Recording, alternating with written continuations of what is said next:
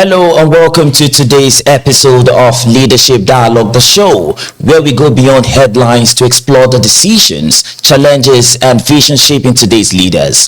From leadership to politics to business, governance to social impact, we bring you in-depth conversations with the people driving change in Nigeria and of course beyond.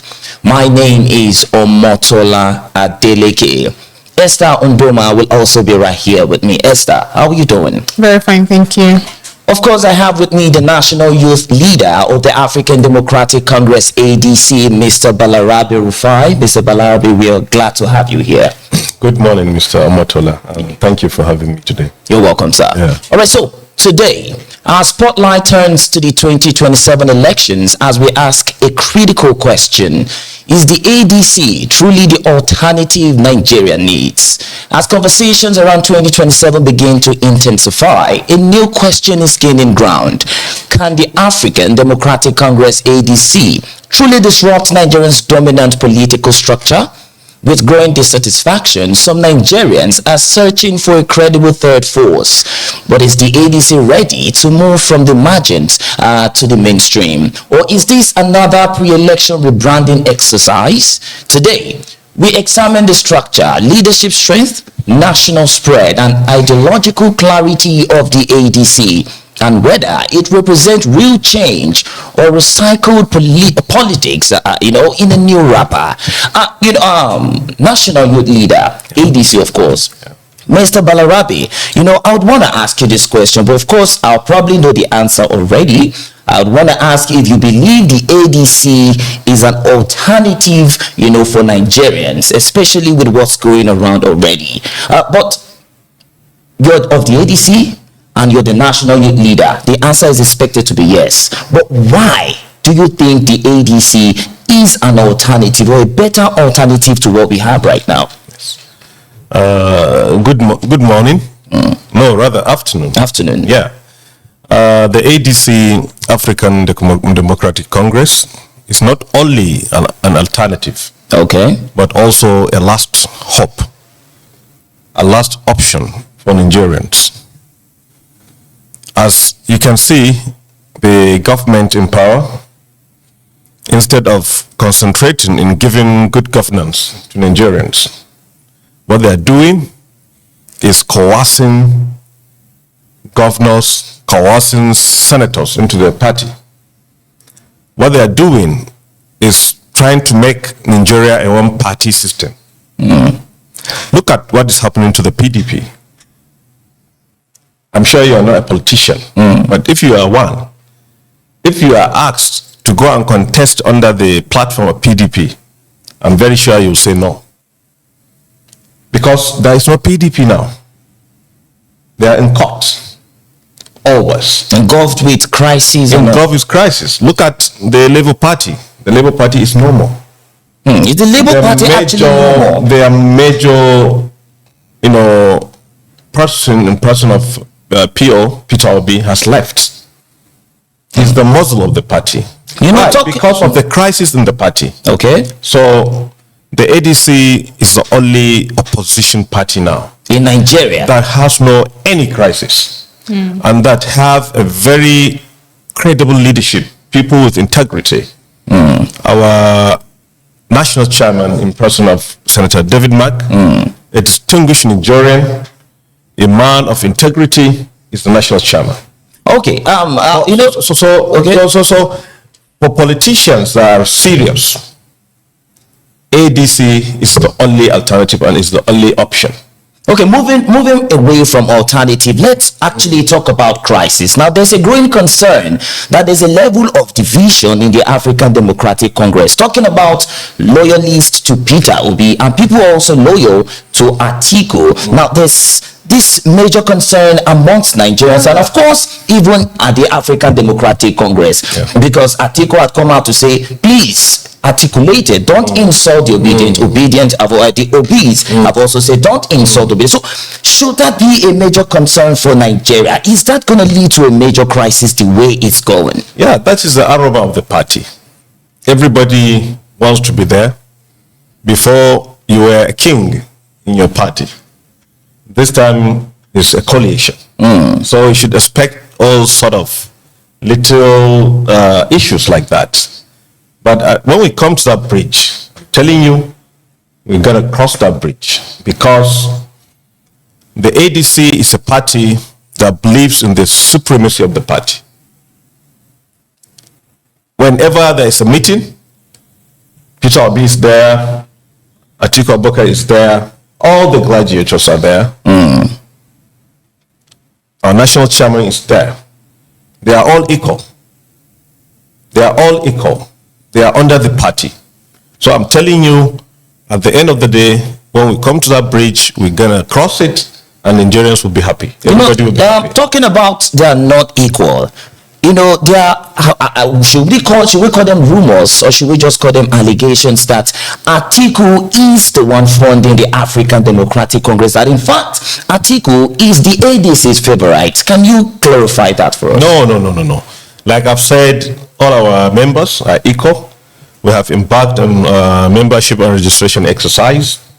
We are revalidating our membership cards. Everybody is going to get a new card. As you get that card in your ward, once you get that card, and any other person, a citizen of this country, you are equal with him. Only that, based on the previous elections, 2023 elections, we have our leaders, like Alhaji Atiku Abubakar, who was the PDP presidential candidate, and Peter Obi, and they have their followers. Okay. I believe they are leaders and they have their followership, but that does not mean whatever they'll bring to the party is supreme. There are going to be processes that must be followed for them to emerge. So, like I've said, I want to maintain my position that when we come to that bridge, I'm telling you, we're going to cross. Are you loyal to any of these parties in the African Democratic Congress? Are you either loyal to the obedient or to My allegiance is to the ADC. Okay. My allegiance is to the ADC. My allegiance is to the Federal Republic of Nigeria. What we want good governance. What we want is anybody who is competent that will gain the trust of the people to come and lead us in the ADC. Okay. Yeah. So as regards to the current issue of the manual electronic transmission, what is the ADC stand on this? Yeah. Like I've said, we're doing our membership revalidation. We have both manual and e-registration.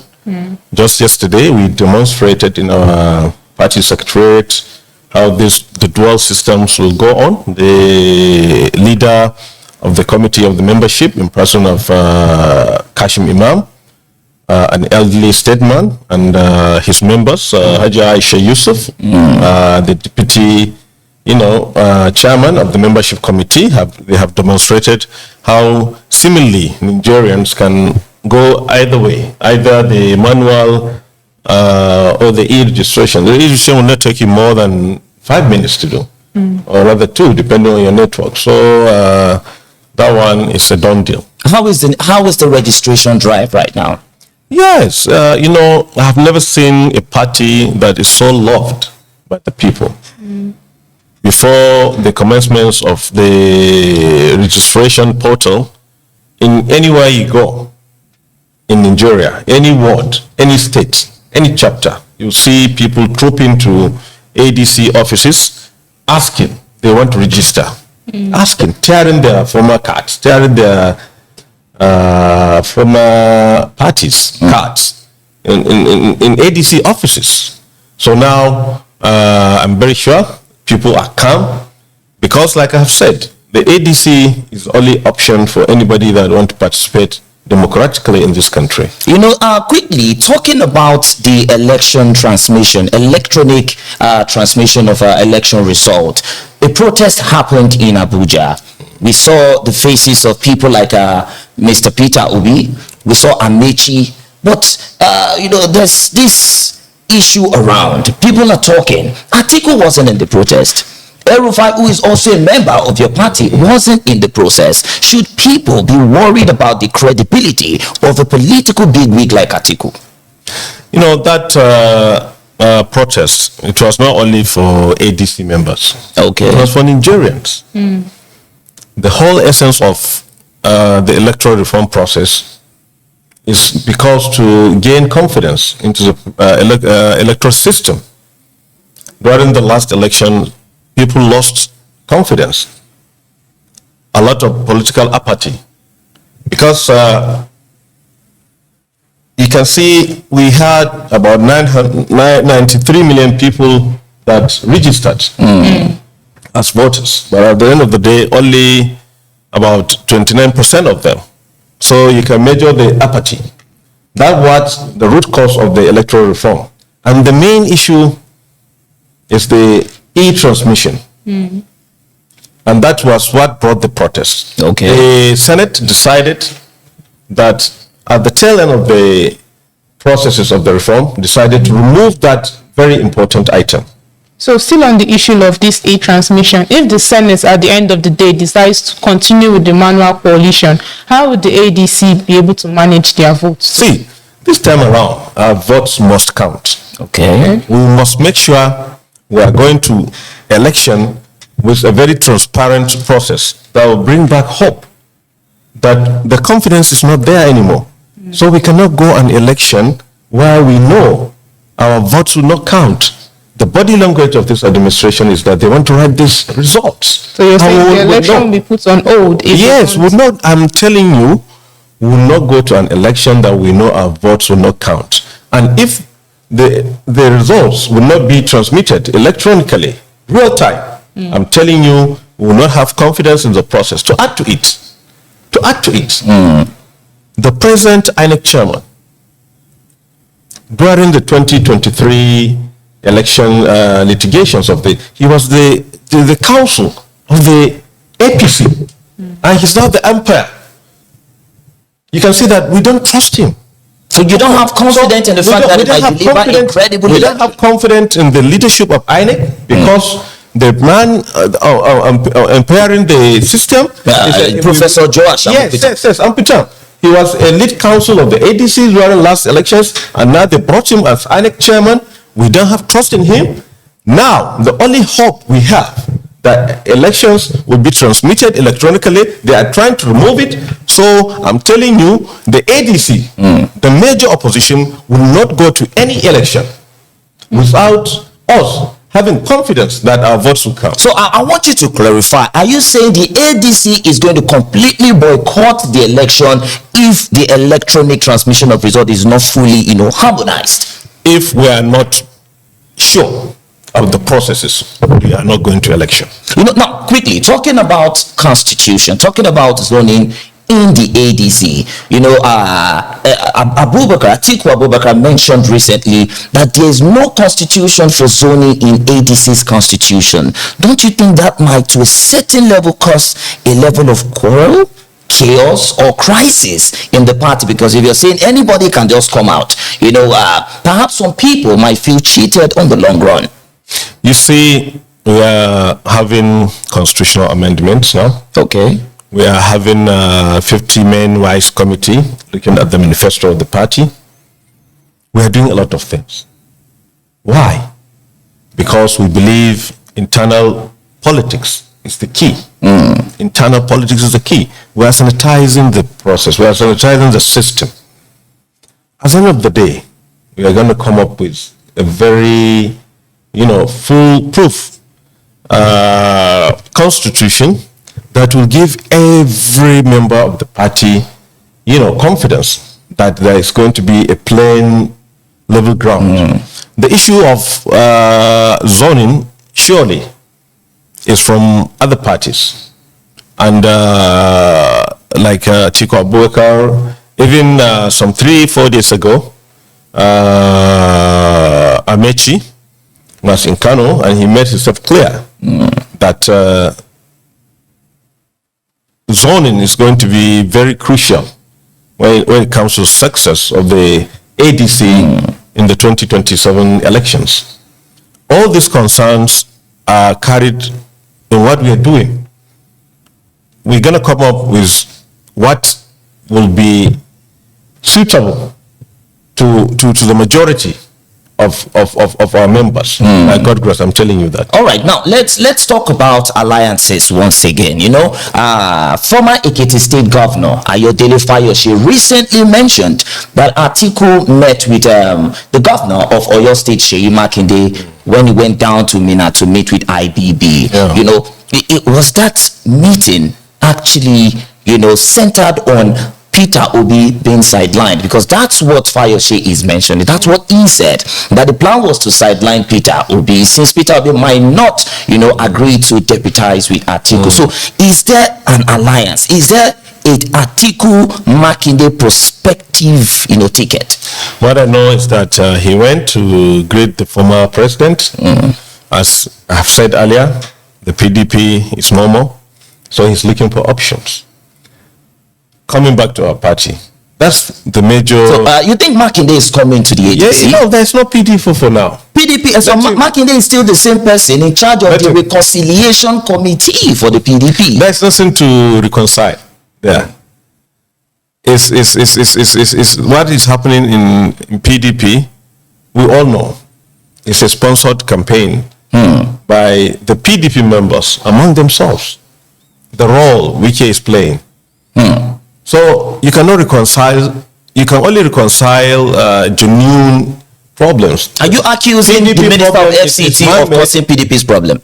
Yeah, of course. It's a known fact. It's a known fact by average Nigerians. You sound like you're a member of the PDP. I don't know. I'm just trying to ask. No. Really, I've been a member of ADC for 10 years. Okay. Yes, I've been a member. I'm a legacy member of ADC, because in ADC, we believe, we have our values, and the ADC is a party for young people and women. So right that time, we didn't believe in what PDP was doing. We didn't believe in what APC is doing. Our party is a welfare party, and most of these parties are capitalists in their orientation. The ADC is a welfare party. It's party for the Nigerians. Our motto is well-being of the citizens, well-being of the nation. So if you can see, we are quite different in terms of our objectives with all these so-called big parties. So I have been a member of the ADC because I believe in the principles of the ADC. Okay, so recently the former president of Nigeria, Mr. Goodluck Ebele Jonathan, mentioned that they should give chances to the youth to be able to hold elective offices. So as the youth chairman, aside campaign mobilization, are there spaces for elective offices for the youth in the ADC? The ADC is a constitutional matter that 35% must be given, both elective and non-elective positions, to the youths. 35%. So also women, they have 35% affirmative action. What is left is for the youths, which I'm doing, to push to get that positions. It's left for the women to push, because it can be written there. But if you do not do the needful, it will remain there in the papers. Okay. Now, talking about what the former president of Nigeria and the president of Mr. Goodluck Ebele Jonathan said, that political leaders should be between the age of 25 and 50, and political leaders, now that also involves president, governors, and the rest of them. Atiku is over 70. Peter Obi is over 50. First of all, let me ask you, do you agree with the former president? Yes, not exactly, because I am a disciple of the late Namasan Nkanu. Yes, the former representative of Nigeria in the International Committee of Nations. What he said during Babangida period, Babangida wanted to hand over power, but exactly he wanted to hand over power to the young people.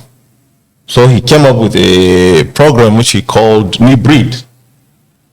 The Namasan Nkanu, on his wisdom, called him and said to him, Muhammadu, I learned you wanted to hand over power to young people. So he told him, the new breed without the old breed will breed. The new breed without the old breed will breed greed. Okay. So there is always wisdom in combining the old ones And the new good old ones and the new ones. And that's why we are having the ADC. Look at our formation now. Look at the formation now. While distinguished Senator David Mark is giving the leadership, the former governor of Osun State, Aribisola, look at who is deputizing him. A young girl of 27 years old is the deputy national secretary of ADC. Bolaji, the publicity secretary, look at who is deputizing him. A young girl, Jackie Wise, of almost 28 years. Look at all the positions. It's a combination of the old and the new. The ADC is an agenda of transitional agenda, whereby the old ones will mentor the young ones and give them power. So we believe in the combination of the two. We cannot surrender power to the younger ones as it is. So you don't think the young ones are ready? No, of course we are not. We are not ready. We are not. Because we have. Do you know why we are? Okay. Because of the bad mentorship we have. Okay. Our politics is not based on development. It has been commercialized. It has been monetized. So most of our youths are not mentored well. Okay. So that's why I said we need to sanitize our inter-party politics. Okay. Yes. As it is now, we still have youths in politics. We still have youths in governance. But the process that brought them in is faulty. It's based on godfatherism.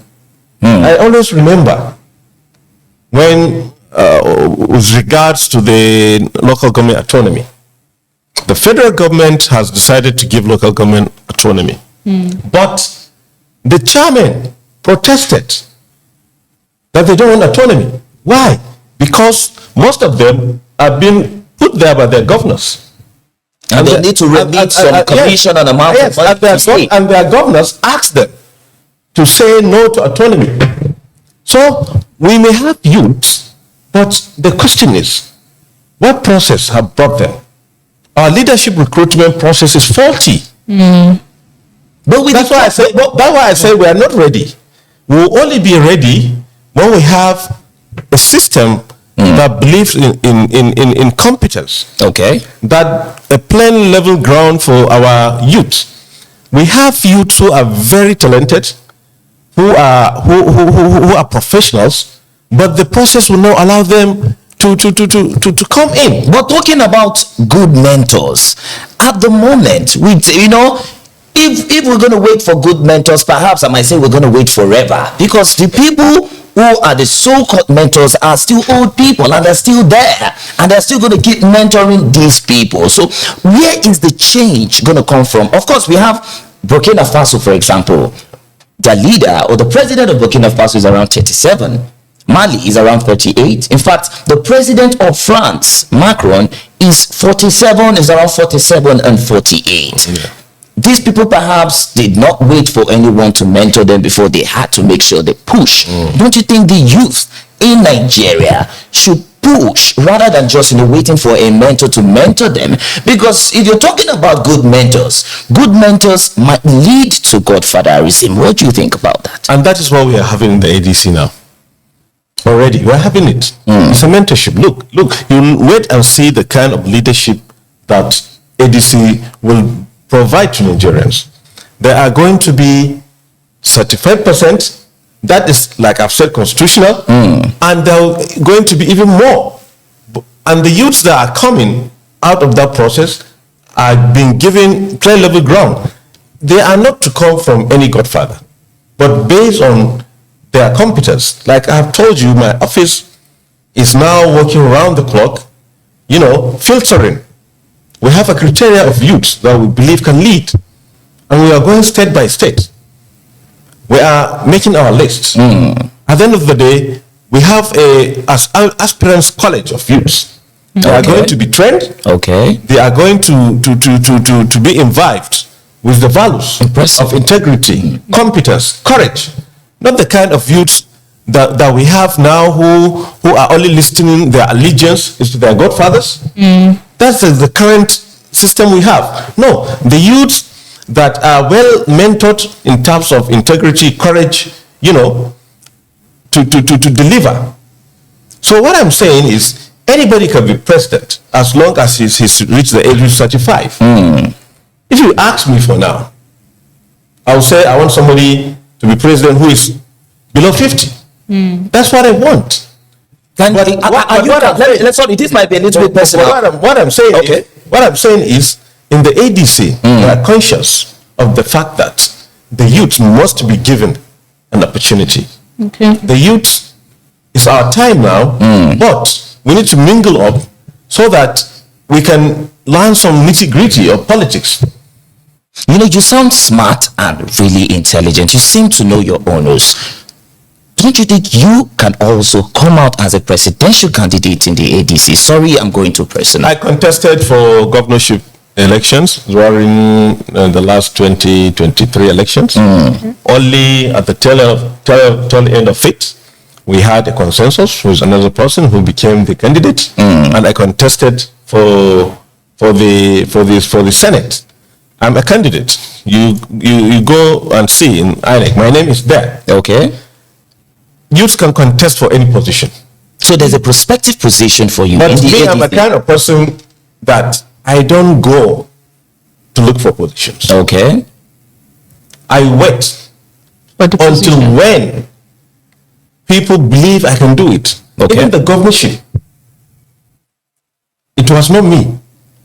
My constituents, my demography, the youths, at a point said, look, in Kano, we need to have a youth to contest. They came to me twice. So you believe in power being given rather than power being taken? No. You see, in my own belief, the current impetus why most of the people want to be in politics, because they see politics as a business, not as a service. Okay. I see it as a service. To me, it's not a do or die affair. Right. That's why wherever we go, we tell our people, look, if you see anybody who is competent, even if he's not a politician, go to him and ask him to come and lead you. That is the gospel we are preaching in ADC. He shouldn't be even a politician, but if he has what it takes, even this position I'm holding, it's not a do or die. Some people believe it's something I can do. They reach out to me. They said, look, we need you here. We don't need a person that once he's our youth leader, at the end of the day, he's under the umbrella of the president's son.